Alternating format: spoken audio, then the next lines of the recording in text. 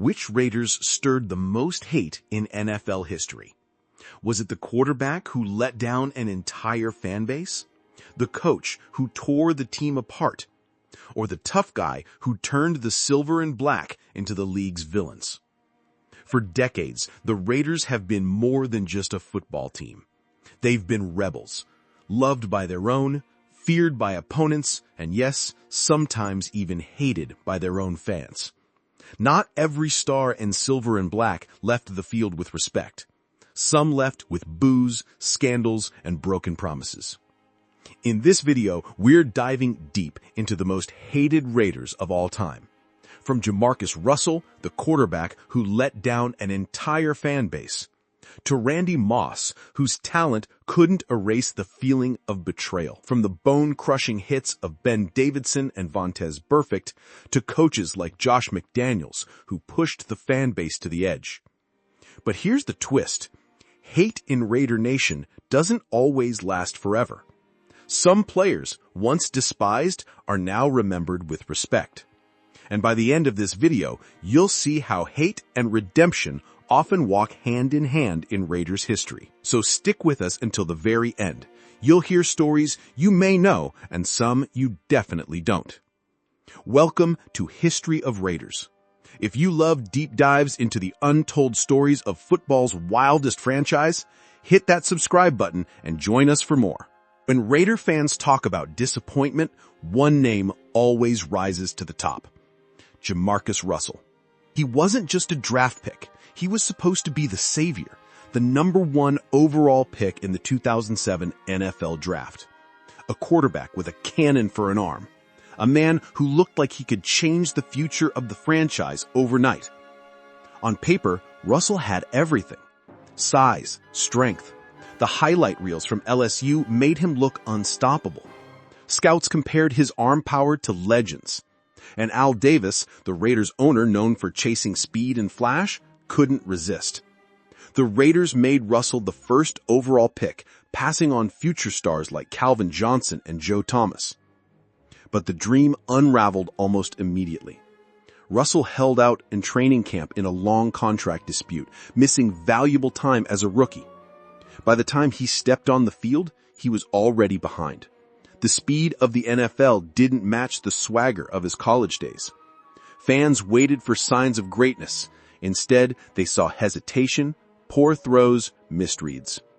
And as the losses piled up, Russell's weight became a talking point.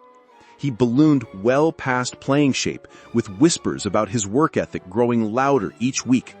Raider Nation, a fan base built on loyalty, began to lose patience. It wasn't just that he struggled. It was how quickly the hope turned to betrayal. He wasn't a late-round gamble. He was the #1 pick, the face of the franchise. And when that face stopped delivering, the anger came fast. In fan polls today, Jamarcus Russell's name almost always appears under categories like most overrated, most disappointing, or simply most hated. His short career, just 3 seasons, left scars. Fans remember the weight jokes, the rumors of purple drank, and the infamous story of coaches giving him blank tapes to test his preparation. Russell reportedly claimed he had watched film when the tapes were empty.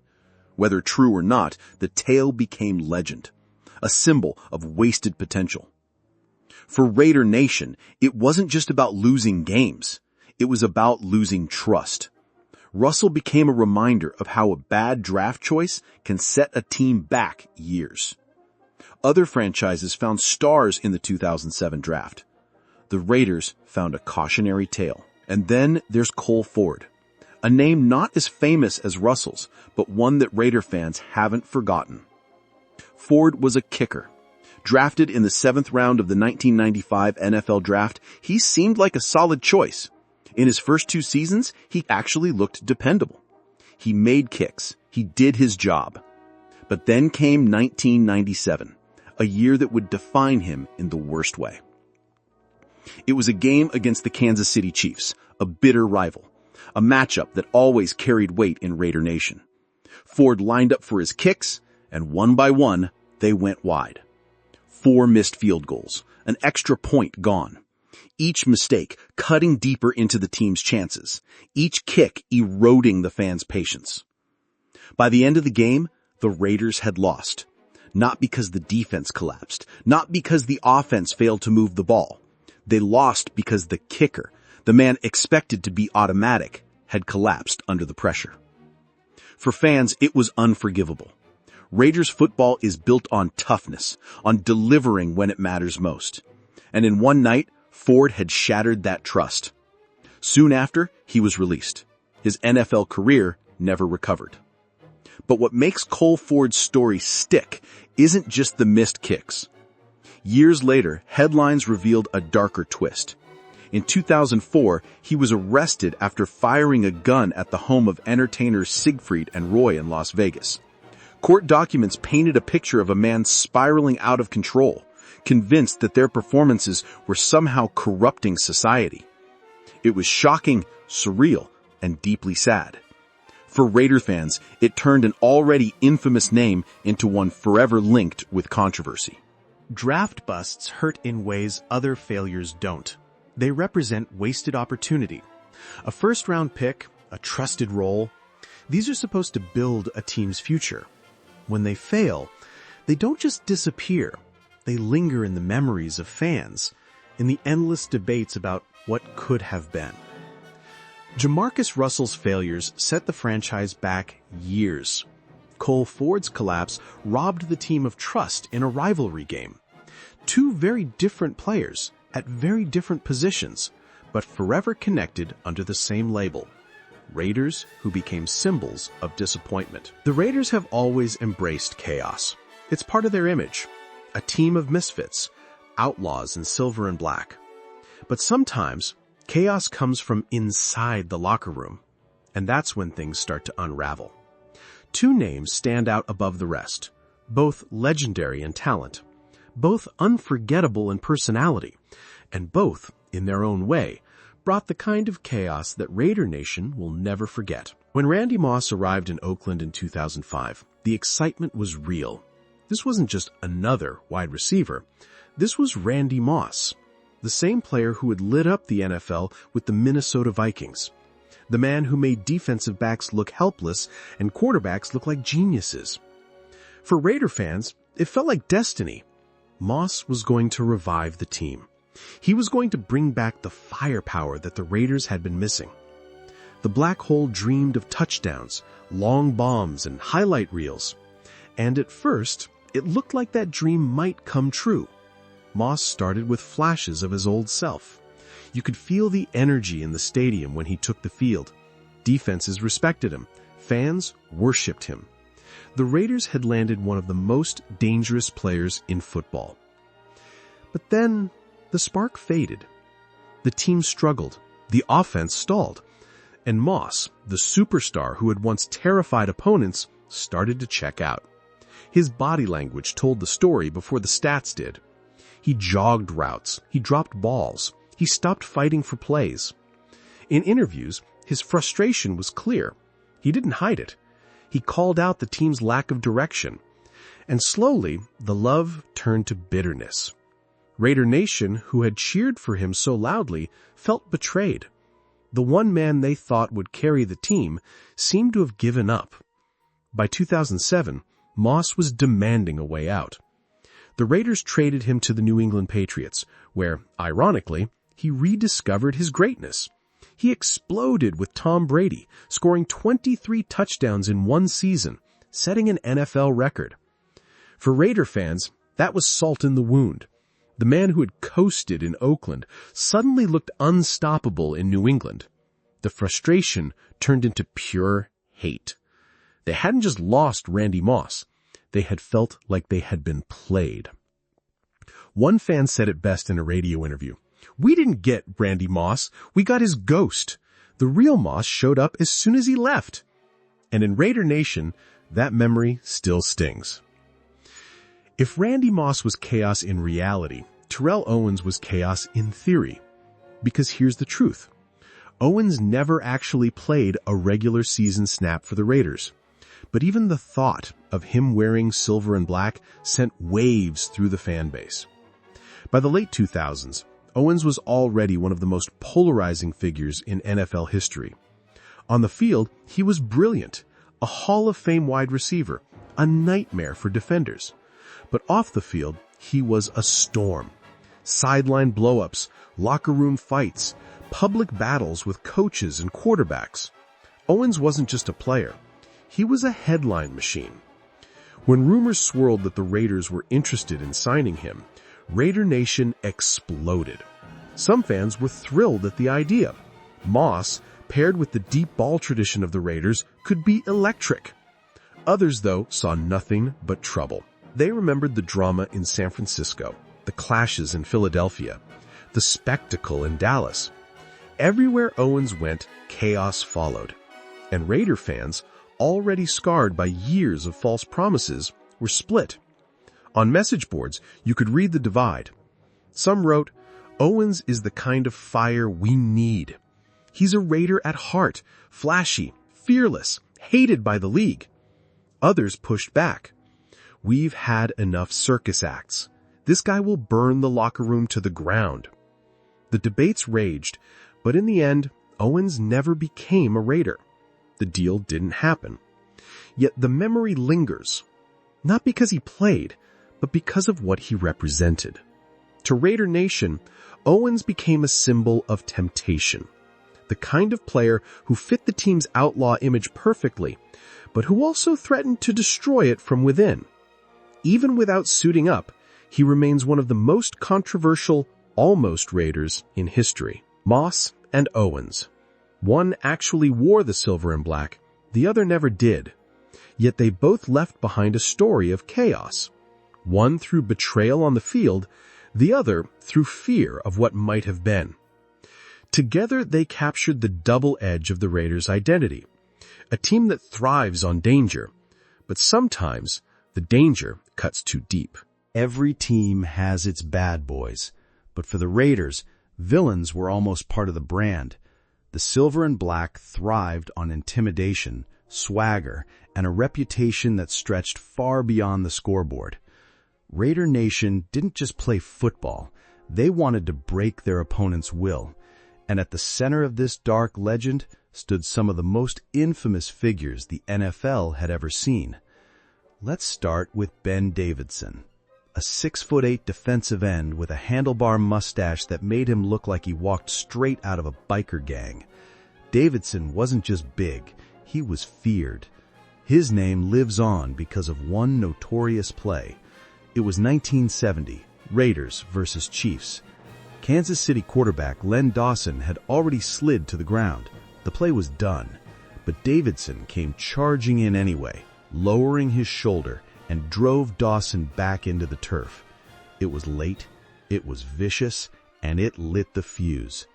Chiefs players swarmed, fists flew, benches cleared, and what should have been a simple finish turned into a full-scale brawl. That single moment cost the Raiders a chance at the playoffs. But here's the thing.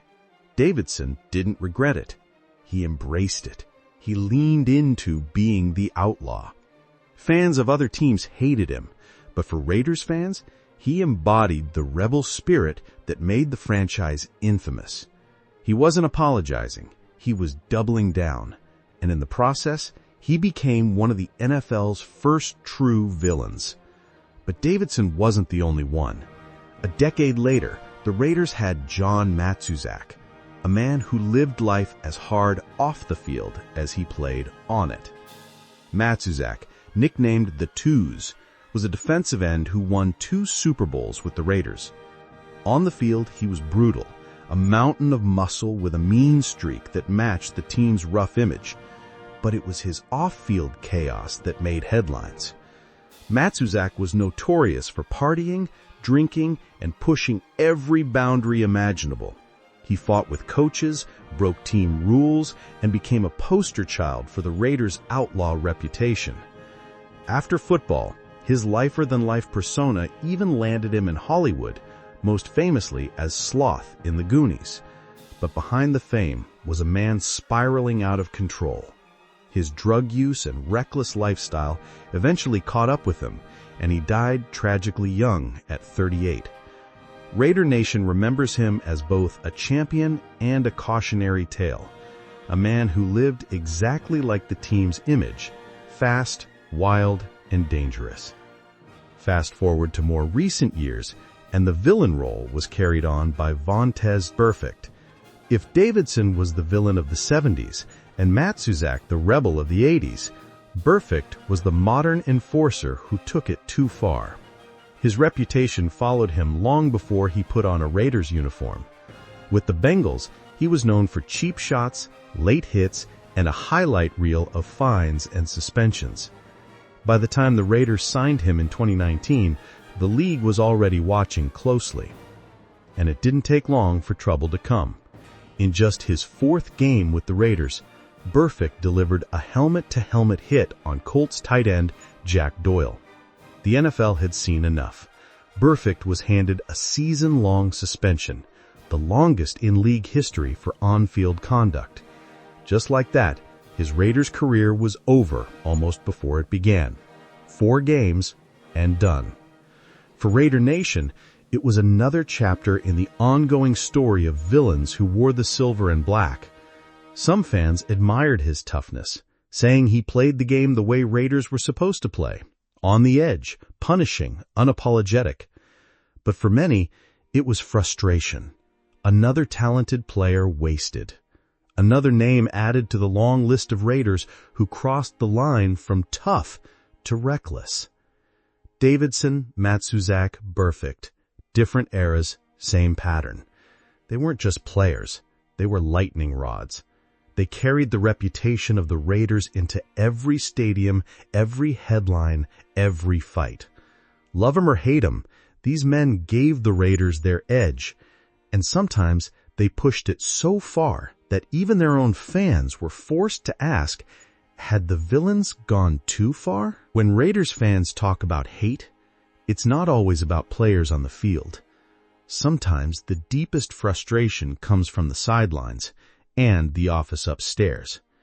Because if the man in charge makes the wrong call, the whole team pays the price. Few coaches in modern Raiders history have been as disliked as Josh McDaniels.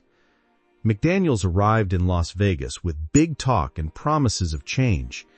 Raider Nation hoped he would bring discipline and structure to a team desperate for consistency.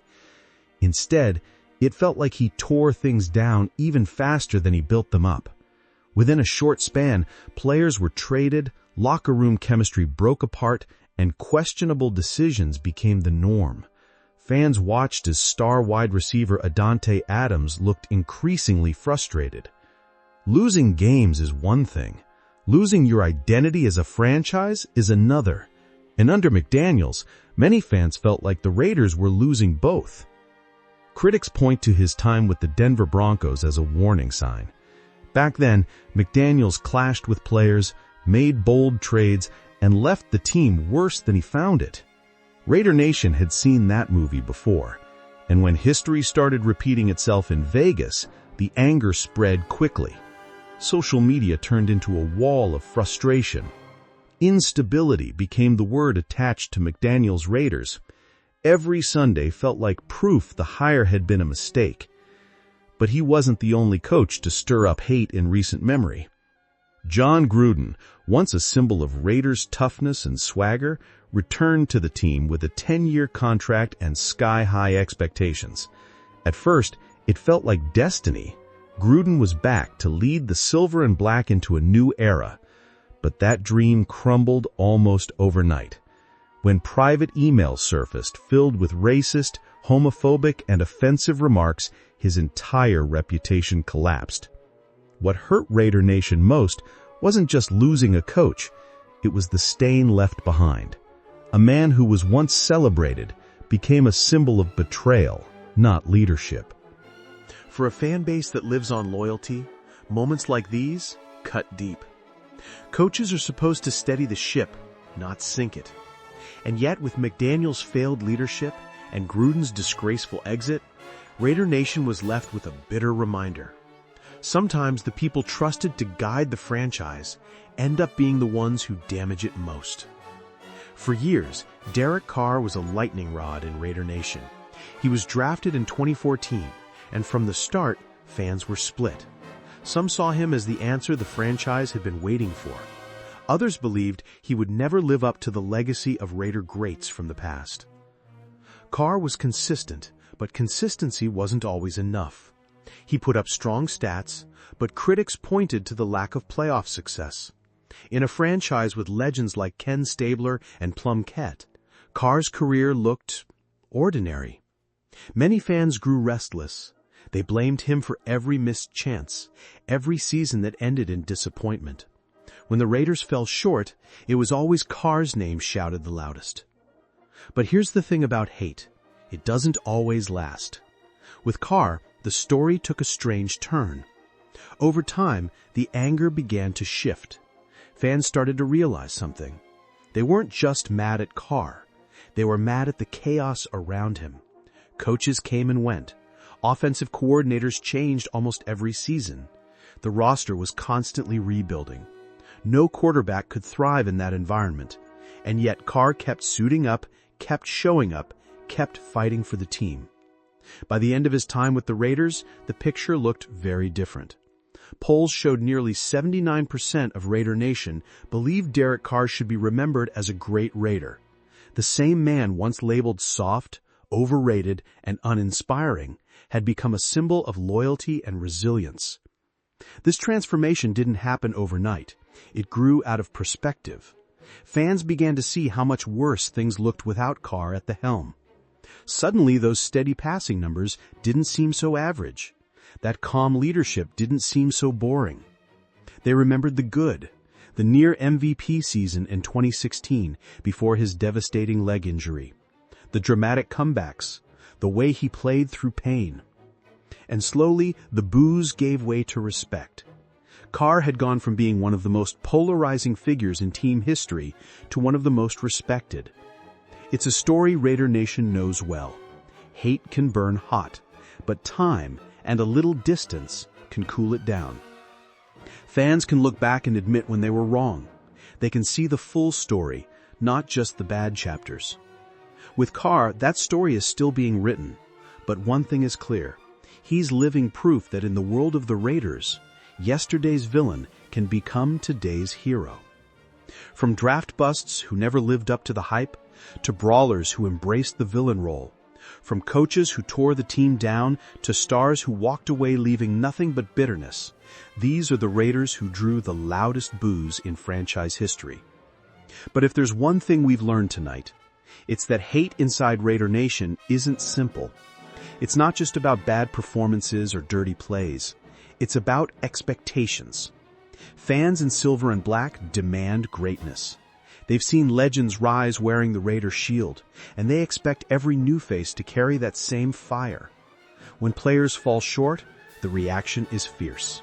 Sometimes unfair, always passionate. That passion cuts both ways. It creates villains, but it also builds redemption stories. Derek Carr showed us that. Once criticized, now remembered as a symbol of loyalty and grit.